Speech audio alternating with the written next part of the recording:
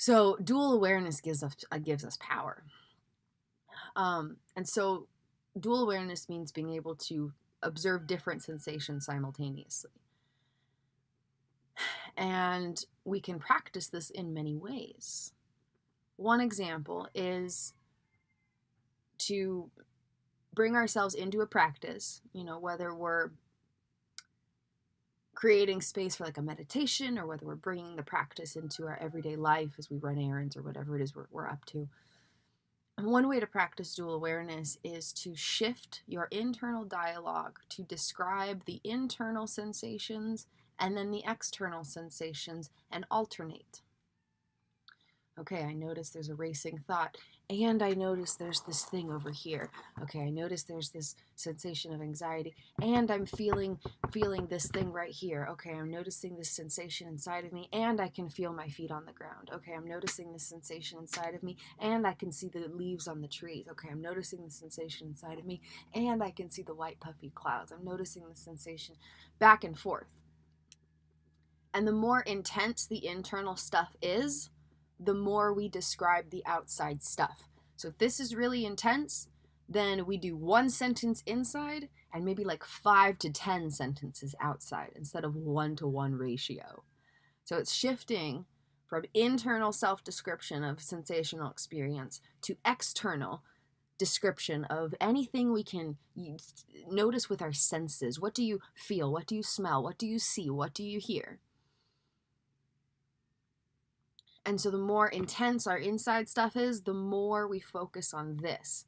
And so the general practice is one sentence about my internal experience, one sentence about my external surroundings.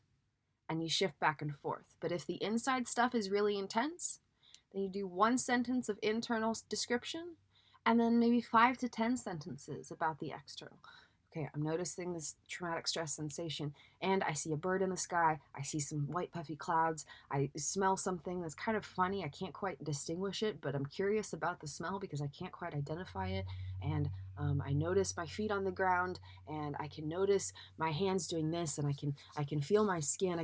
It's not a complete grounded sensation, but I can feel, and you keep going. And once you've hit whatever mark you're set at, maybe 5 sentences, maybe 10 sentences, then you do one sentence describing your inside and sensational experience, and then you go back to focusing out here. And you just shift back and forth, describing it to yourself in your mind or out loud or writing it down or whatever tool you want to use. Describing it aloud is the most powerful, but describing it in our mind is something we can practice regardless of where we are, what we're doing. So there's a lot of different ways to practice it. And the cool part about dual awareness is that we can practice it anytime. It doesn't have to be something we only practice when we're in distress. In fact, it's much more powerful if we practice it even when we're not in distress. So everything's super calm. Okay, I'm noticing that I'm excited about something that's happening tomorrow. And I can see this thing in my room. Okay, I'm noticing this sensation of boredom. And I'm noticing these things here on my wall.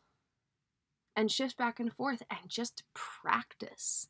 Because in that practice, you're growing your mind. The more you grow your mind, the more power you have. And the more you practice presence, the more power you have to use that presence when it's harder to use it.